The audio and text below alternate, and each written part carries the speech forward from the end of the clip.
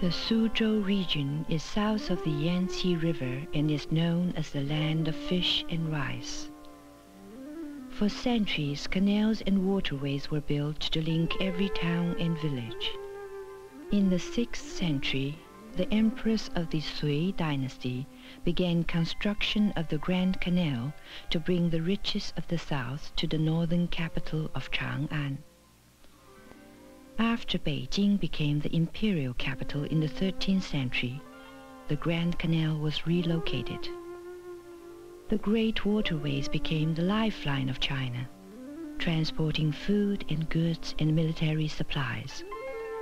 Market towns multiplied, and the merchants and artisans of Suzhou prospered, supplying silk, tea, and other luxuries sought by the rest of the empire.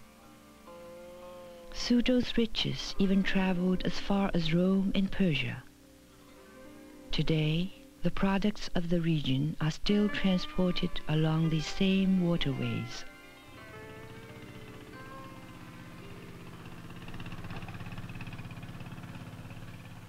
The people of Suzhou like their fish absolutely fresh, in fact, jumping. So every day fishermen bring their catch from Lake Taihu to local collecting stations. The melodious call of the fish collector sings out the name, the weight, and the price of the catch.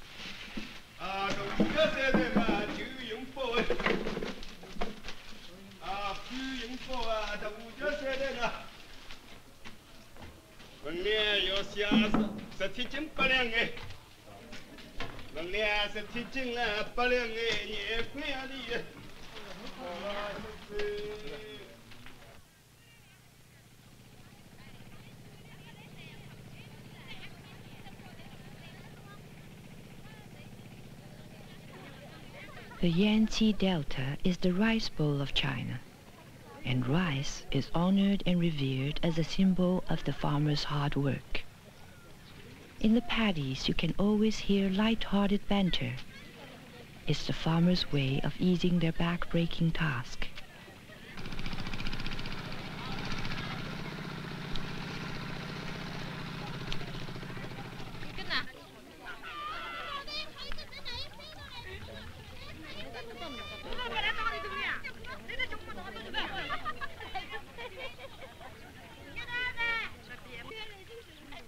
Seedlings are planted in straight rows, and lines of string are used as guides.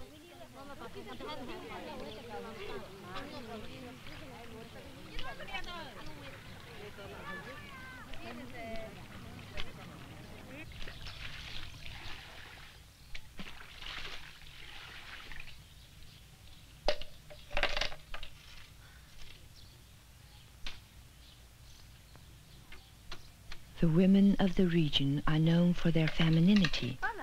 They are equally admired for their industriousness. Sometimes they carry water to irrigate hillside orchards, and with apparent ease, they balance the buckets without spilling.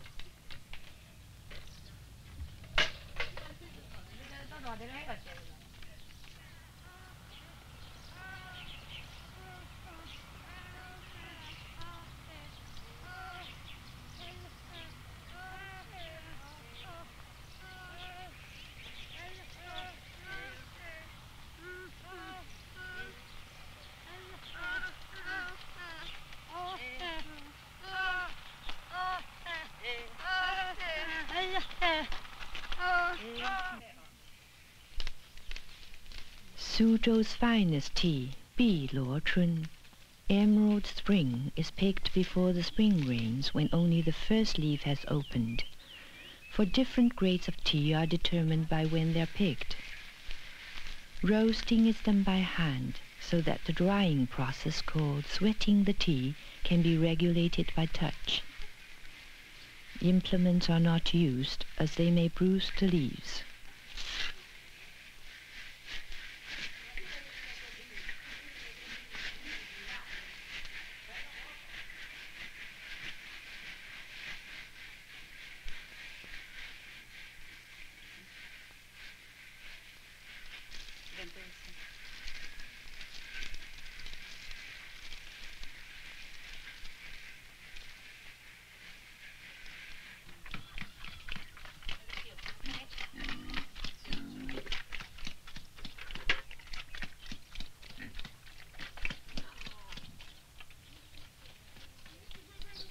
The Chinese character for household evolved from the picture of a roof over a pig. It symbolizes family life derived from the land, a life finely tuned to basic values.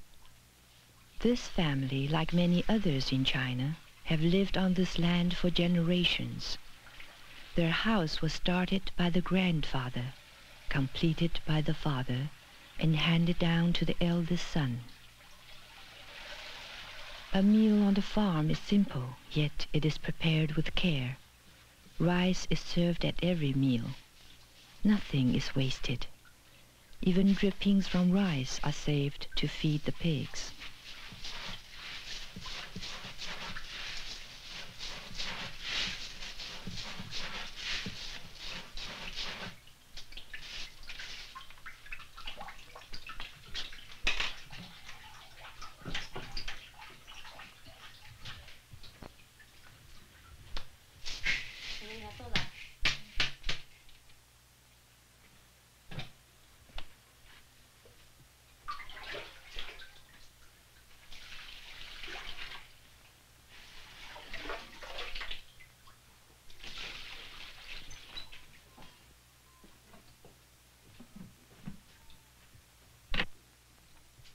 Every ingredient is selected for its color and texture as well as seasonal availability.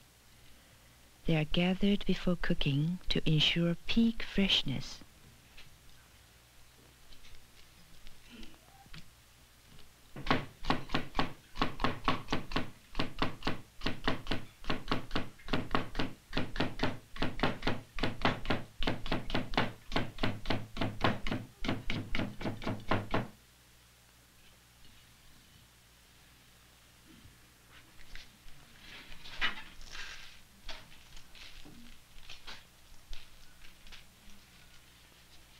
Zongzi is made from sweet rice wrapped in water reeds. It's a festival food eaten on the 5th day of the 5th moon to commemorate a loyal minister of the 3rd century BC. He was falsely accused by corrupt officials and was banished from court. He threw himself in the river to prove his integrity. Since then, people have made zongzi as an offering on the anniversary of his death.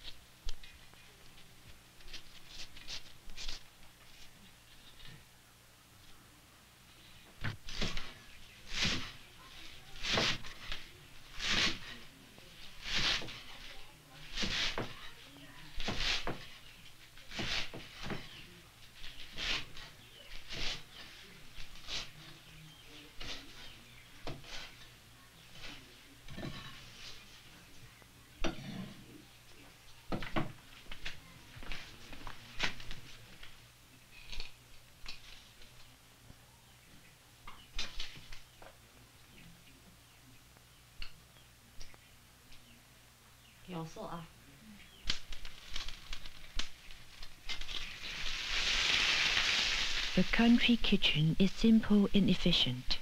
The wok is sunken into the earthen stove so that the flame will engulf the entire cooking surface. Fuel is scarce, so leaves and straw are used to feed the fire.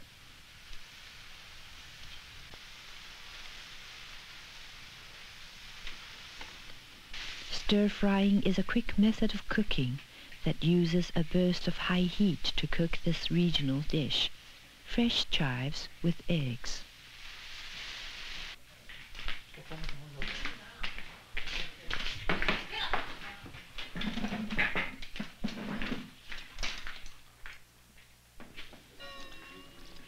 The traditional values of family unity, respect for the land and its bounty, are shared by the people of the countryside and people in the city.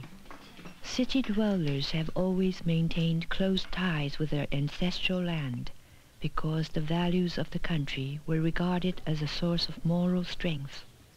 The deep bond between city and country created a constant flow which continues today. Suzhou became a center of commerce and wealth by the 13th century. On his journey through Cathay, Marco Polo wrote, "Suzhou is a great and noble city. The people live by trades and crafts, and they make cloth of gold and silk.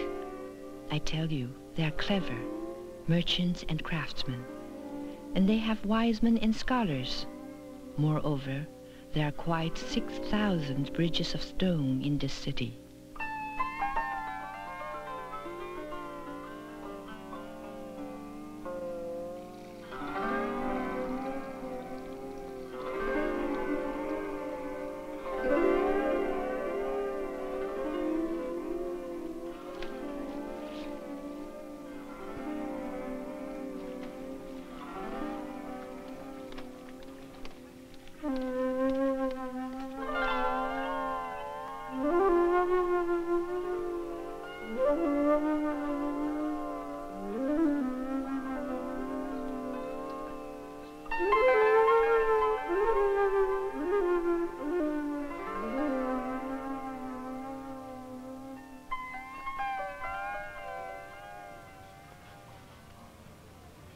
Suzhou is a city crisscrossed with a double system of canals and streets. Almost every house opens onto a street in the front and a canal in the back. At one time, all services and vending were conducted on the canals. But today, the streets have been widened, and buses and bicycles outnumber boats. The main street is a favorite place to stroll and gather. It was once lined with food stalls and candy shops. Cai Zhizhai is the most famous sweet shop in town. Here you can treat yourself to candied flowers and fruits of 100 varieties. Every day fresh confections are made to satisfy the Suzhou fondness for nibbling. As part of its literary and cultural tradition, Suzhou was known for its many book and art shops, and people come here to browse.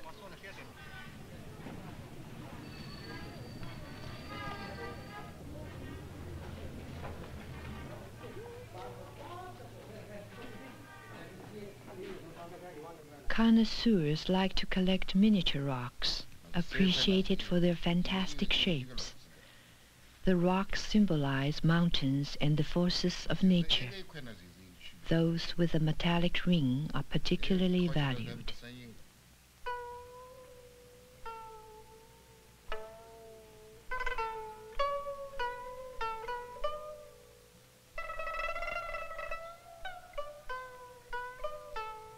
Embroidery once graced every aspect of daily life. The women of Suzhou were adept at the art, embellishing apparel with fine stitchery and subtle colors. Today, Suzhou embroidery is made mostly for foreign markets. Some women still work at home, but the patterns and colors are now assigned by the government workshops.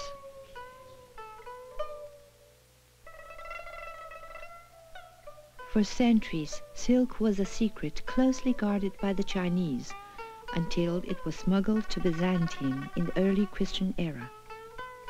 Legend has it that silkworm eggs were hidden in the headdress of a Chinese princess en route to marry a tribal chieftain. Silk making begins in the spring when sheets of eggs are taken from winter storage to hatch in a warm room. Soon little black worms as thin as human hairs emerge. They are transferred to bamboo trays where they feed on mulberry leaves for a month. Fresh leaves are harvested several times a day to satisfy their voracious appetites.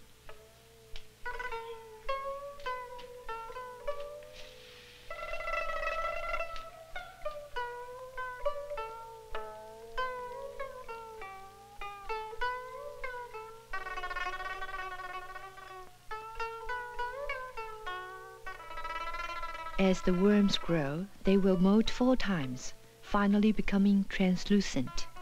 5 days later, they climb the mountain of tufted straw. Soon, each worm spins a snowy cocoon of silk. The cocoons are then harvested, boiled, and unraveled in a single filament. Now weaving of the fabric begins. By the 15th century, the city accumulated great wealth and became a flourishing center of art and culture. Poets, painters, and scholars gathered here, lavishing their creativity on literary pursuits, art collecting, and the building of exquisite gardens. But always there was an emphasis on the essential, not ostentation. The residential streets have white walls and simple doorways. It is not possible to know whether they lead to a humble house or a celebrated garden villa.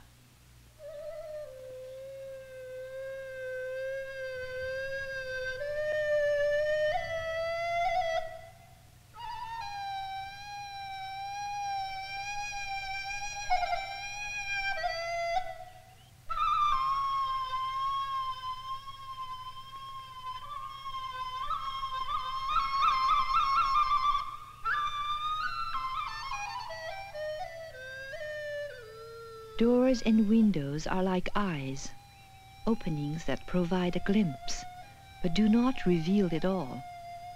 An infinite number of experiences are choreographed into a small space. Each step brings a surprise, the sudden illusion of distance, or the reappearance of an interrupted vista.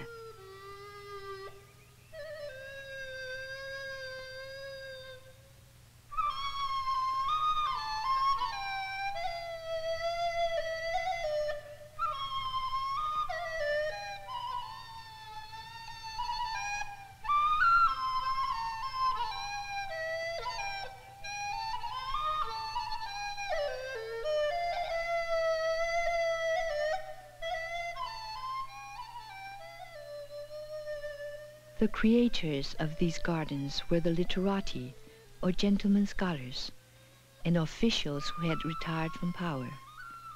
They aspired to the ideal of the simple life, and they emulated the ways of the farmer and fisherman by cultivating their own gardens. A gathering in these garden retreats was a creative event.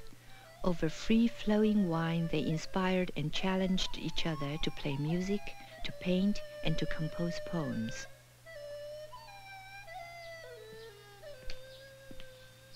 Storytelling holds a special place in the life of Suzhou, where culture and moral values have long been transmitted in the oral tradition.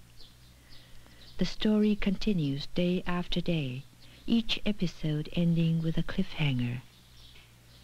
Epic tales are recounted by a single storyteller who is able to suggest a cast of hundreds. In this saga, a tournament is about to begin, a contest between heroes and villains. Banners are waving, trumpets blaring, and drums are beating. 宋太宗为之写下6牛赛，体里面拔下80来台，老几铺人每种来台改多。 小鸡铺包台浪向有无养胃？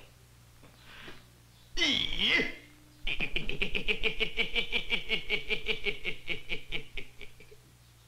破报母儿，爹爹，孩儿在，西沟的异响凄凄当当，只听见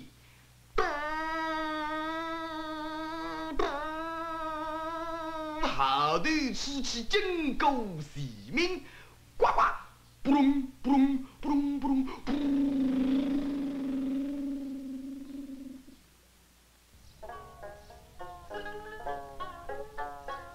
The romantic tales are counterparts to the soap opera. In this episode, the heroine's family has gambled away an entire fortune, and their prized garden is about to change hands.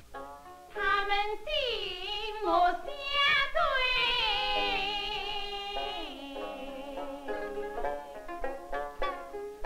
千与你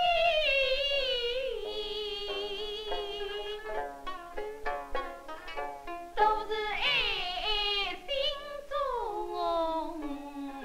切近。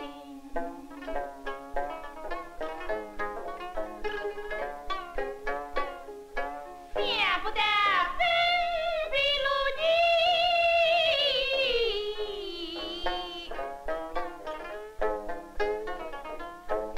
比起迷。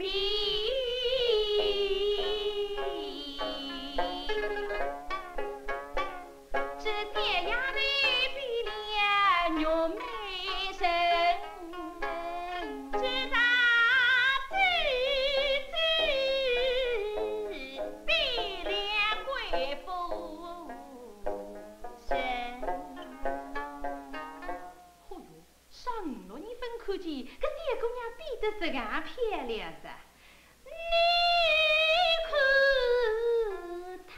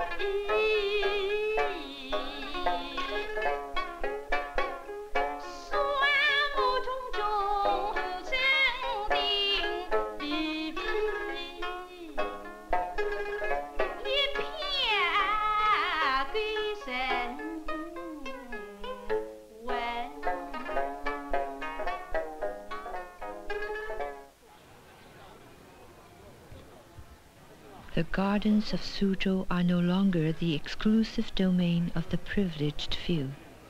After decades of neglect and the devastation of wars, they have been restored as public parks, visited by thousands of Chinese from all over the country. Every morning, Suzhou residents meet for tea drinking and indulge in their passion for conversation. The dialect of Suzhou is soft and liquid. There's an old saying, it's better to hear Suzhounese quarrel than Cantonese talk love. People delight in verbal sparring done with wit and humor. These 7 elderly gentlemen have been meeting for tea drinking every day for 40 years. Through the upheavals of foreign invasion, civil war, and the Cultural Revolution, they managed to maintain the one thread of continuity in their fellowship, over a sip of tea.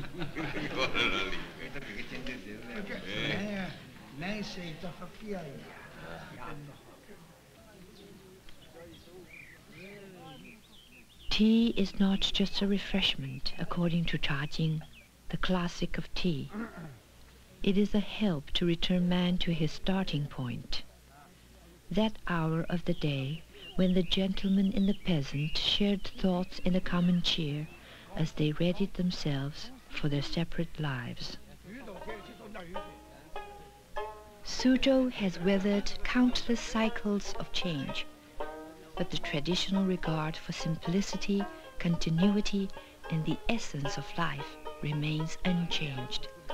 Sustained by a people who never cease to delight in their own ingenuity and in the most simple joys, Suzhou is more than a place. It is a state of mind, a way of life.